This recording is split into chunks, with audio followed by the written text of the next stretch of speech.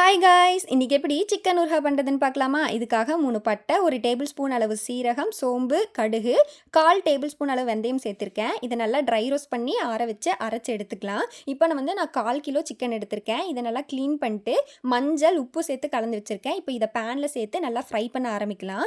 இதில் நீங்கள் தண்ணி எதுவும் சேர்த்தாதீங்க. அதுலேயே தண்ணி விட்டுரும். நல்லா அதை மிக்ஸ் பண்ணிகிட்டே இருங்க.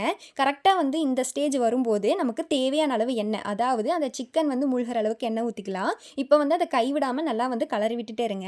இந்த ஸ்டேஜ் வந்ததுக்கப்புறம் 2 டேபிள் ஸ்பூன் அளவு இஞ்சி பூண்டு பேஸ்ட் சேர்த்திக்கலாம். அந்த இஞ்சி பூண்டு பேஸ்ட்டோட பச்சை வாசனை போகிற அளவுக்கு நல்லாமல் கைவிடாமல் நீங்கள் கலரி விட்டுட்டே இருங்க. இந்த சமயத்தில் நம்ம அரைச்சி வச்ச அந்த மசாலாவையும் 1 டேபிள் ஸ்பூன் அளவு மிளகாய் தூளையும் சேர்த்திக்கலாம். இந்த மசாலா எல்லாம் அந்த சிக்கனில் ஃபுல்லாக கோட் ஆகிற வரைக்கும் நல்லா கைவிடாமல் கலரி விட்டுட்டே இருங்க. அவ்வளோதான், நமக்கு டேஸ்டியான சிக்கன் ஊறுகாய் ரெடி ஆயிடுச்சு. இதை சூடாக சாதத்து கூட சாப்பிடும்போது ரொம்பவுமே டேஸ்ட்டாக இருக்கும்.